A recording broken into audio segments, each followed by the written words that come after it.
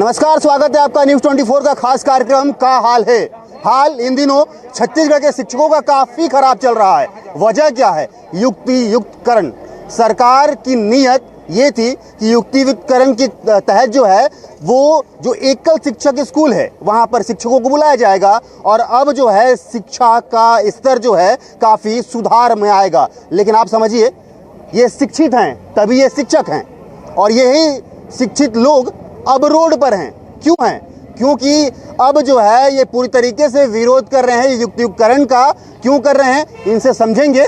लेकिन आप समझिए कि अगर एक शिक्षक को तकलीफ होती तो वो शिक्षक उस तकलीफ में अकेले आता। तकलीफ यहाँ छत्तीसगढ़ के पूरे शिक्षकों को है, तभी आप समझिए कि इतने सारे शिक्षक बस्तर संभाग के यहाँ पर पहुंचे हुए हैं। तकरीबन 2 लाख के आसपास शासकीय और अर्धशासकीय मिला के शिक्षक छत्तीसगढ़ में हैं और ये सभी पूरी तरीके से इस आंदोलन, इस विरोध में है। युक्तियुक्तकरण के तहत जो कार्रवाई चल रही है उसको रोकने की बात कर रहे हैं।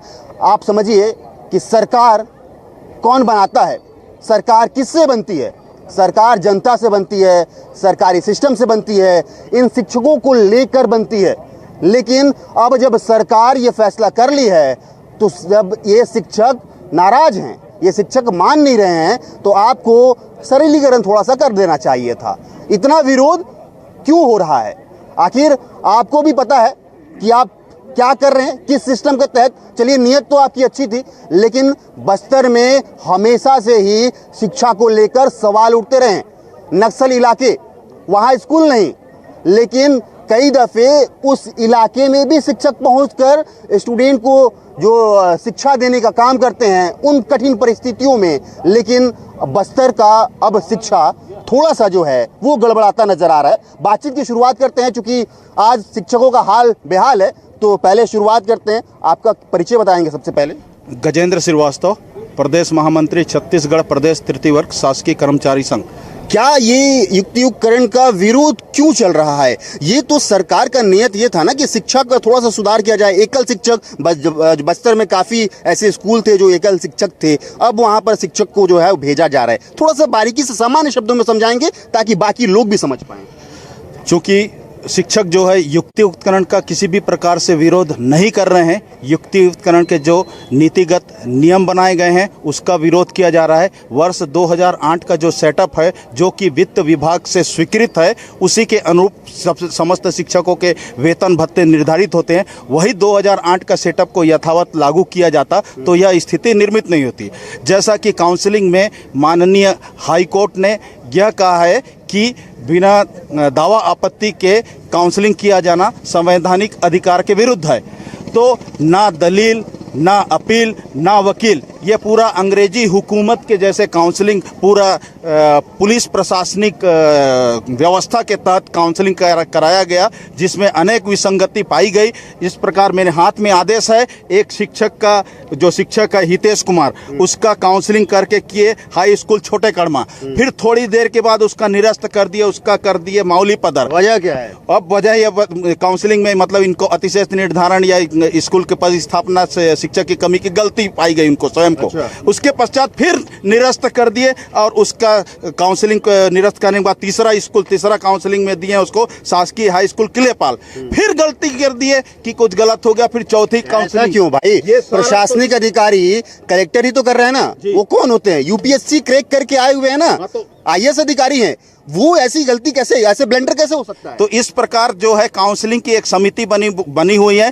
काउंसलिंग के पूर्व जो अतिशेष निर्धारण के लिए विकासखंड स्तरीय समिति बनी हुई है, जिसमें अध्यक्ष जो है उस विकासखंड के एसडीएम और सचिव जो है उस विकासखंड के विकासखंड शिक्षा अधिकारी, इसी के साथ सहायक विकासखंड शिक्षा अधिकारी, इसी के साथ बीआरसी और अन्य लोग हैं। ये सारे लोग अतिशय शिक्षकों का बारीकी से परीक्षण करते हैं। उनकी नियुक्ति तिथि, उनकी ज्वाइनिंग तिथि, उनकी जन्म तिथि सारे देखने के पश्चात ही अतिशेष का निर्धारण किया जाता है। क्योंकि इस प्रक्रिया में बहुत लापरवाही बरती की गई। जिस प्रकार से मैं आपको उदाहरण दे रहा हूं कि एक शिक्षक का 4 बार काउंसलिंग कर पद स्थापना दी गई, तो यह सरासर जो है विसंगतिपूर्ण है। सरकार कौन बनाया है? सरकार अब पूरी जनता बनाई है, उस जनता में हम भी शामिल हैं। क्यों सुन नहीं रही है क्या सरकार? अब सरकार नहीं सुन रही है। पूरे हमारे जितने मंत्री विधायक स्थानीय बस्तर में हैं उन्हें हम अपने ज्ञापन दे चुके हैं। पूरे छत्तीसगढ़ के शिक्षकों का सरकार नहीं सुन रही है। लगभग 2 लाख के आसपास होंगे ना जी, लगभग 2 लाख के आसपास शिक्षक हैं। उनका जो मांगे हैं, उनकी जो बातें हैं, उनकी जो विसंगतिपूर्ण नीति नियम है, उनकी बातों को नहीं सुन रही है। यह सरासर सरकार जो है हमारे साथ नाइंसाफी कर रही है और इसका परिणाम जो है आगे चल के सरकार को भोगना पड़ सकता है। देखिए, ये चेतावनी है, ये शिक्षकों का चेतावनी है कि सरकार हम बनाए हैं तो हम गिरा भी सकते हैं। आखिर ये समस्या है तभी तो ये आंदोलन के लिए उतरे हैं ना। बस्तर में ऐसे ही शिक्षा को लेकर स्थिति खराब रहती है। बावजूद अगर ये स्थिति रही कि शिक्षक जब ये आंदोलन करेंगे तो स्कूल अब खुलने वाले हैं, उनको पढ़ाएगा कौन? जब ऐसे ही आंदोलन चलते रहेगा तो शिक्षा का स्तर तो ऐसे ही डाउन हो जाएगा।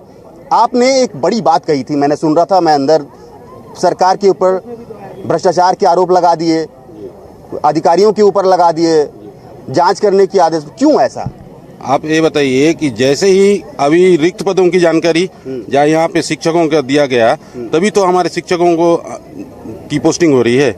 वैसे ही रिक्त पदों की जानकारी जब नया भर्ती हो रहा था तब हमारे जिला शिक्षा अधिकारी, खंड शिक्षा अधिकारी के द्वारा DPI में भेजा गया था। उन्हीं के अनुसार शिक्षकों की भर्ती की गई। ठीक है, शिक्षकों की भर्ती की गई। उस कालखंड में जब दूसरा शासनकाल था, उस कालखंड में विषय बाध्यता समाप्त कर दी गई थी और शिक्षकों की भर्ती कर दी गई। और आज वही शिक्षकों का विषय मांगा जा रहा है और उस विषय के चक्कर में जो हमारे 10 से 15 साल पूर्व जो हमारे शिक्षक लोग हैं वो शिक्षक अतिशेष हो जा रहे हैं। जब उनका विषय बाध्यता नहीं मांगकर उनकी नियुक्ति की गई है तो फिर आज ऐसी कौन सी ऐसी विषम परिस्थिति आ गई है कि केवल इसी के कारण हमारे शिक्षक अतिशेष हो रहे हैं। अगर उस संख्या को आज कम किया जाएगा तो आज हमारे यहाँ जितने भी अतिशेष शिक्षक की यहाँ पे संख्या दिख रही है लगभग नगण्य हो जाएगी। अच्छा, क्या जांच होना चाहिए? जांच ये होना चाहिए कि इनका नियुक्ति क्यों कैसे उसी स्कूल में हुआ जिस स्कूल में ऑलरेडी 5 शिक्षक थे, जिस स्कूल में विषय के टीचर थे, उनका विषय को क्यों नहीं मांग उस समय वो किया गया। आज ऐसा क्या ऐसी स्थिति हो रही है कि उनका विषय को लेकर, क्योंकि वो केवल प्रोविजन पीरियड में है, केवल उनका विषय लेकर उन शिक्षकों को जो गणित विषय में, हिंदी विषय में, विज्ञान विषय में पदोन्नत होकर या फिर उनकी नियुक्ति हुई है वो शिक्षक अतिशेष हो रहे हैं। भाई तो अब तो जब वो शिक्षक को हटा दिया जाएगा तो वहाँ पर उस विषय को पढ़ाएगा कौन? हाँ, वो मेरे कहने का मतलब है कि जो अभी परीक्षा अवधि में जो शिक्षक थे उनका विषय आज ये मांगा गया है कि आपका विषय क्या था, लेकिन वो जब नियुक्ति के समय उनसे विषय नहीं मांगा गया और उनका केवल शिक्षक नाम से भर्ती किया गया। मतलब वो आप हर विषय पढ़ा सकते हैं? हाँ जी, कोई एक सब्जेक्ट आप नहीं पढ़ा सकते। हाँ जी, ठीक है। देखिए, ये समस्याएं जो है काफ़ी ज़्यादा है और यही वजह है कि जो है इस तरीके का स्थिति बस्तर में अंदरूनी इलाकों से लेकर शहरी क्षेत्रों के जो शिक्षक हैं वो यहाँ पर नज़र आ रहे हैं। सैकड़ों की संख्या इनकी है और अपनी मांगों को लेकर लगातार जो है प्रदर्शन कर रहे हैं। क्या कुछ जो है ये समझ में आ रहा है आपको? क्यों ये स्थिति आ रही है? सरकार क्यों नहीं सुन रही है? सरलीकरण अगर 2008 की बात की जाए तो अगर सामान्य शब्दों में बताएं कि 2008 में क्या शिक्षा नीति था और अभी क्या संशोधन हो गया कि ये स्थिति आ रही है? 2008 का जो सेटअप था हमारा, वो प्राइमरी स्कूलों में 60 में 1+2 सहायक शिक्षक था और मिडिल स्कूल में 1+4 था, जिसे आज जबकि वो सेटअप लागू है उसके उपरांत भी 2009 शिक्षा का अधिकार को लेते हुए प्राइमरी स्कूलों में 60 बच्चों में 1+1 और मिडिल स्कूल में 1+3 कर रहे हैं। मैं तो पूछना चाहता हूं कि यह अभियान जो है माननीय मुख्यमंत्री के द्वारा था और खासकर शिक्षा गुणवत्ता को लेकर बताया जा रहा है कि किया जा रहा है करके, जब ऑलरेडी जहां पर 60 में 3 टीचर पदस्थ थे वहां गुणवत्ता था, अब वहां से आप ले जाके दूसरे स्कूल में पदस्थ कर दे रहे हैं तो वहाँ कैसे गुणवत्ता आएगा? तो वहाँ शिक्षक आ रहे हैं, वहां से शिक्षा को जबरदस्ती निकाल दे रहे हैं। जो 3 थे ऑलरेडी गुणवत्तापूर्ण स्कूल था। एक उदाहरण के तहत अगर आप समझाएं कि मान लीजिए एक स्कूल में 30 स्टूडेंट हैं, वहां पर टीचर कितने होंगे? वहां पर 2 टीचर होंगे। 2 टीचर होने चाहिए। 2 टीचर होने चाहिए। और अगर उसी स्कूल में और भी टीचर ला रहे हैं कि यहाँ से वहां से निकाल के दूसरे जगह भेज रहे हैं, 60 में जहाँ 3 है वहां से एक निकाल दे रहे हैं। अच्छा, मतलब 60 में 2 हैं और रहेंगे। 60 में अगर 3 है तो ये तो फिर वही स्थिति आ गई ना कि एकल शिक्षक में जो चल रहा था, तो ये तो वही ठहर रहा हो गया फिर। बिल्कुल बिल्कुल वही ठर्रा हो गया। जबकि क्या होना चाहिए, गुणवत्ता और टीचर देना चाहिए, जहां से और निकाला जा रहा है तो सरासर गलत है। उसी का हम मांग कर रहे हैं कि गुणवत्ता बच्चों को देख रहे हैं तो फिर आप टीचर निकल कैसे गुणवत्ता आएगा। जैसे प्राइमरी स्कूल की बात है, प्राइमरी स्कूल 5 क्लास बताया जाता है लेकिन 6 क्लास, जबकि नए नए चालू है बालवाड़ी केंद्र, जबकि उस दर संख्या को भी नहीं लिया जा रहा है, जबकि दर संख्या को लेना चाहिए था लेकिन उसको भी गणना नहीं किया जा रहा है। और वो टीचर जो एक शिक्षक जो दिन भर ऑनलाइन काम, जाति जनगणना, जाति मतलब जाति प्रमाण पत्र बनाना, अपार आईडी बनाना, इतना मतलब एक टीचर दिन भर उसे व्यस्त रहेगा। एक टीचर किस प्रकार से पढ़ाएगा और कैसे गुणवत्ता आएगा, हम माननीय मुख्यमंत्री जी से पूछना चाहते हैं। तो सरासर गलत है। जैसे अभी जो काउंसलिंग जो हुआ है, काउंसलिंग में भी नियम कानून पूरा ताक पर लेके बनाया गया है। जैसे कि एक उदाहरण मेरे पास है, एक स्कूल जो बस्तर ब्लॉक का है उस स्कूल को डबल HM करके दिखाया जा रहा है, जबकि जिस HM को जो डबल बताया जा रहा है उस HM के द्वारा कहा जा रहा है कि मैं अतिशय हूँ। बताइए, जबकि वहां से एक सहायक शिक्षक को अतिशय करके निकाला गया, लेकिन वो HM खुद बता रहे हैं कि मैं अतिशय हूँ। पता मजाक चल रहा है यहाँ पर काउंसलिंग के नाम में। और एक शिक्षक को जबरदस्ती 50 किलोमीटर दूर पोस्टिंग किया जा रहा है। तो सरासर खिलवाड़ चल रहा है अधिकारियों के द्वारा। और खासकर ये जो काउंसलिंग हो रहा है, बिल्कुल पारदर्शिता बिल्कुल नहीं है। मतलब कि ये पूरी तरीके से आरोप पूरे शिक्षक लगा रहे हैं। बिल्कुल लगा रहे हैं। इतने सारे टीचर खड़े हैं, जगह दूर दूर से आए हैं टीचर, इतने परेशान हो चुके हैं। यहाँ तक कि काउंसलिंग जब 2014 में काउंसलिंग होता है, उसी शिक्षक को आप अतिशय से बिठाते हैं, फिर उसी शिक्षक को फिर 2025 में अतिशय करते हैं। तो क्या नियम है ये? समझिए आप कि ये जो है आरोप लग रहे हैं, ये कहीं ना कहीं जो है तथ्यात्मक होंगे तभी ये आरोप लग रहे हैं, वरना ये शिक्षित लोग, ये शिक्षक आरोप आपके ऊपर नहीं लगाते। क्यों नहीं लगाते? क्योंकि उनको पता है कि अगर कल के दिन जांच होगी और अगर ये गलत आरोप लगा रहे हैं तो आप अपने अधिकारियों पर कम, इन शिक्षकों पर ज़्यादा कार्रवाई करेंगे। वैसे ही बस्तर में जो है शिक्षा का स्तर डाउन रहता है, स्कूल खुलने वाले हैं।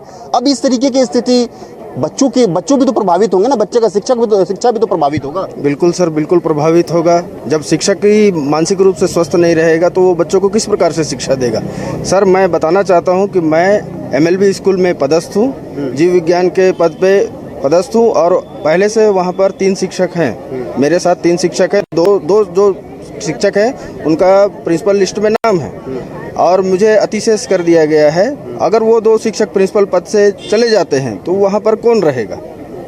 दूसरा चीज़ सर, हम लोग स्वामी आत्मानंद हिंदी मीडियम स्कूल जो है, इंग्लिश मीडियम खुला सर, हिंदी मीडियम स्कूल को वहाँ पर बंद कर दिया गया। बंद करने के बाद हम लोग वहाँ पर विवेकानंद में पदस्थ थे, हम लोग को आसपास के स्कूलों में संलग्न किया गया। कुछ को एजुकेशन में भेजा, कुछ को ट्राइबल में भेजा। ट्राइबल में भेजने के बाद अब स्थिति ये हो गया है कि जब वहाँ का हिंदी मीडियम स्कूल को पुनः खोला गया तो मूल रूप से देखा जाए सर तो हम लोग अतिशेष में थे, तो हम लोग को वहाँ पर पदस्थापना देना था, लेकिन हम लोग को वहाँ पर पदस्थापना ना दे करके अन्य शिक्षकों को वहाँ पर पदस्थ किया गया।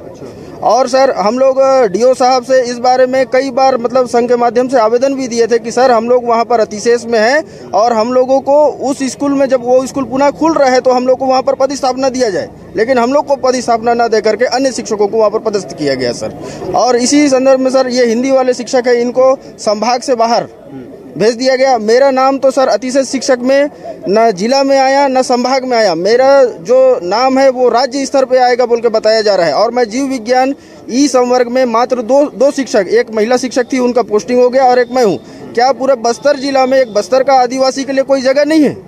ये भी देखिए एक भी बड़ा सवाल है। सवाल सिर्फ सरकार से पूछा जा रहा है क्योंकि शिक्षक परेशान इसलिए हैं। बहुत कम शब्दों में आप कहिएगा क्योंकि महिलाएं भी हैं, महिलाओं से भी बातचीत करूंगा मैं। क्या है सर, हम स्वामी आत्मानंद इंग्लिश मीडियम को बंद किए थे तो हमको अन्य जगह मतलब भेज दिया गया था, तो हमको अब जब भर्ती लिए तो हमको पुनः वहीं मतलब लेना था। और एक यहाँ ऐसा हुआ, वहाँ 5 सब्जेक्ट का अभी पोस्टिंग किया और एक सब्जेक्ट हिंदी वाला है, ऐसे है जो मतलब इंग्लिश मीडियम वाला है जो प्रतिनियुक्ति में जो आए हैं उसको हिंदी मीडियम में संलग्न किए हैं और ये बता रहे हैं कि वहाँ का पोस्टिंग है।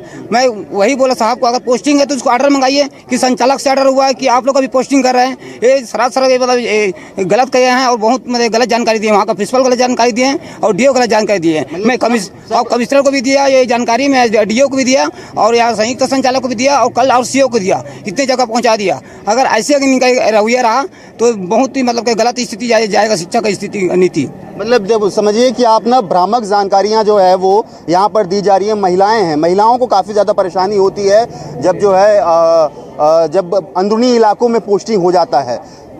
कितनी परेशानी अब जो है ये हो रही है कि जब जो है शिक्षकों को दूर भेज दिया जा रहा है, कई लोग को माडूम भेज दिया गया है। महिलाएं, मैंने बात कर रहा था मैं तो सुना, तो इतना दूर कैसे किया जाएगा?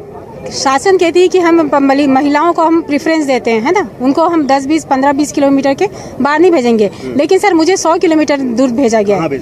मुझे बास्तानार में सबसे आखिरी भेजा गया है। मैं रोड से अभी गई, मैं सुबह 9 बजे से 1 बजे मैं वापस आई हूँ, जिसमें कि मैं स्कूल तक पहुँच भी नहीं पाई। ऐसा स्थान है कि मुझे जाने में भी परेशानी हो रही है। गाड़ी चलाऊंगी तो भी वो नहीं पहुँच सकती मैं सर, इतनी दूर स्कूल है। 50 किलोमीटर अंदर, उसके अंदर 35 से 40 किलोमीटर है। तो मुझे लेडीज़ का प्रेफरेंस देने का क्या फ़ायदा हुआ? इतनी दूर देने का तो कोई वो नहीं है ना। जब काउंसलिंग चल रहा था तो ये सब बात महिलाएं रखी थी वहाँ पर? मतलब मेरे नंबर, सीरियल नंबर जो आया उस टाइम में बोला गया कि कोई स्कूल है ही नहीं, ब्लॉक ही नहीं है, बस 2 जगह दिखाया गया, तो इनमें से आपको जगह छांटिएगा करके। अच्छा, 2 जगह कौन कौन सा? बास्तानार और लोहंडीगुड़ा भी घाटी के नीचे, वो भी 80-90 किलोमीटर रहता है। माडूम इलाका? माडूम तो सर पास में है, उसके अंदर बिंता घाटी के नीचे। अच्छा जी जी, क्या कह रही हैं? सर मेरे को ना 9 बजे रात को 8 बजे बुलाया, 8 तारीख को बुलाया कि आपका अतिशिष्य में लिस्ट में नाम आ रहा है, आप अभी नहीं आओगे तो कल दूसरा जिला में संभाग में भेजा जाएगा करके। अच्छा। 9 बजे रात को बुलाया गया। सर बोली मेरे को अतिशिष्य सूची में लिस्ट में नाम नहीं है, मैं क्यों आऊँगी? नहीं अभी ग्रुप में नहीं डाले, लिस्ट तो अभी निकल रहा है ना, तुरंत निकल रहा है, तुरंत भेज रहे हैं। मेरे को गांव धनियालूर में रहती हूँ सर, मेरे मिस्टर बाहर गए थे, उनको बुलाए, मेरे को बुला रहे हैं दूसरा जिला में, ब्लॉक में भेज देंगे संभाग में, तो मैं कैसे करूँ बोल के उनके साथ मेरी छोटी सी बच्ची दूसरे के पास छोड़ के ना मैं रातों रात कलेक्ट्रेट में गई। और अभी ना 102 किलोमीटर दूरी में उस घनघोर जंगल में छोटी सी बच्ची लेके मैं कहाँ जाऊँगी सर? कहाँ पर? हाँ, एयरकुंड जिला कौन सा है? एयरकुंड ब्लॉक लोहंडीगुड़ा बॉर्डर में। एयरकुंड मैं भी नहीं सुना हूँ मेरे ख्याल से। कहाँ पर है? बारतूर के इलाके में पड़ता है? जी सर, बारपुर से अंदर है। जी हर्रा कोटे जी ठीक। कुछ बोलना चाहती हूँ सर, मैं बायोलॉजी की लेक्चरर हूँ। 17वें नंबर पे मेरा नाम था सर। जब हमारी काउंसलिंग हुई तब तक पूरा छट जा चुका था स्कूल। फिर हमारी काउंसलिंग हुई तो बहुत अंदर बांस पानी, वो कोंडागांव बॉर्डर में बस्तर ब्लॉक बोले, इधर कोलेंग बोले, इधर बास्तानार का लास्ट छोर बचा था। तो मैं बोली सर सब अंदर है, मैं तो स्कूटी से जा ही नहीं पाऊंगी। तो नहीं, आपको बस रूट कहाँ मिलेगा? आपको बस तक तो वहाँ जाना पड़ेगा, आपके लिए स्कूल क्या बस के पास थोड़ी खोलेंगे? ऐसा बोले सर। उसके बाद फिर मैं बोली सर अब मैं कहाँ जाऊँ, या तो मेरे को जिला वाले में भेज दीजिए, तो बीजापुर जिला कहीं भी चले जाऊंगी, लेकिन ये तो मैं नहीं जा पाऊंगी। तो क्या बोले अभी जो है आपको लिस्ट में जो दिखा रहे हैं वहाँ जाना ही पड़ेगा, आपको जाना ही पड़ेगा बोले। तो मैं सर बास्तानार ब्लॉक के लास्ट बॉर्डर पे बड़े बोदेनार मिला है सर। वहाँ के बीओ को खड़े करके पूछा गया कितने किलोमीटर है, तो वो झूठ बोले सर 7 किलोमीटर है, 2-3 मैडम लोग कार से जाते हैं, मैडम को मैं एडजस्ट करा दूंगा। जब मैं ज्वाइन करने गई सर, मैं स्कूल ही नहीं पहुँच पाई हूँ, जंगल है, पहाड़ है। वहाँ के टीचर खुद बोल रहे हैं कि मैडम आप अंदर कैसे आएंगे? तो बीओ को फोन लगा रही हूँ सर, बीओ फोन नहीं उठा रहे हैं और मेरे को झूठ बोले 7 किलोमीटर। वहाँ जाके पता चला 10 किलोमीटर अंदर है, मतलब यहाँ से टोटल 60-70 किलोमीटर है। मतलब प्रशासन भी गुमराह कर रही है। उसके बाद ना सर, 1 मिनट सर, प्रशासन ने उसके बाद ना सर 26 नंबर से लेकर 40 नंबर तक का काउंसलिंग ही नहीं हुआ सर। उनको ये बोला गया अभी आप लोग रुकिए, और आज उनका ना राज्य में नाम है, ना संभाग में है, ना जिले में नाम है। उन लोग मतलब एक लेटर बना के रखे कि हमको अतिशय से मुक्त रखा जाए, और बीओ के थ्रू और डीओ के थ्रू लोग सेटिंग करके मूल संस्था में वापस जा रहे हैं। ऐसा हो रहा है सर, मतलब उनका काउंसलिंग नहीं हुआ तो लोग मूल संस्था में जाएंगे और हम लोग को कहीं भी फेंक दिया जाएगा। देखिए, ये समस्या महिलाओं के साथ जरूर है। आप कुछ कह रही थी लेकिन बहुत कम शब्दों में कहिएगा क्योंकि समय हो रहा है। मैं कुछ और लोगों से बात करूं। सर मेरा ये है सर कि मेरा 16 नंबर में नाम था प्राथमिक, मैं ई संवर्ग की हूँ सर, प्राथमिक शाला से। मेरा 16 नंबर में नाम था सर, और मेरा जगदलपुर ब्लॉक पूरा पैक हो गया है बोले। मैंने जगदलपुर विकासखंड की मांग की तो मेरे को वो ब्लॉक पैक हो गया है मैडम, वहाँ कोई रिक्त स्थान नहीं है बोले। फिर सर मेरा जो 17 नंबर में जिनका नाम था सर, उनको विकासखंड बकावंड दिखाया गया, वो चोलनार स्कूल ले भी लिए थे, उनका आदेश भी हो गया था, मैंने दोनों आंखों से आदेश को भी देखा था सर उनका। फिर दूसरे दिन सर उनका विकासखंड जगदलपुर में दे दिया गया स्कूल। ये तो मेरे साथ सेटिंग हो गई क्या?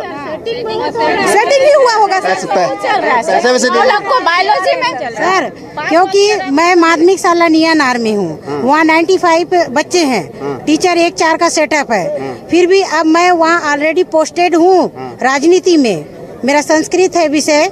उसके बाद भी 2015 में एक टीचर दिया गया, वो बोली कि मेरे को गणित में आई हूँ। उसके बाद वो फिर जब स्कूल में उसका पोस्टिंग हुआ तो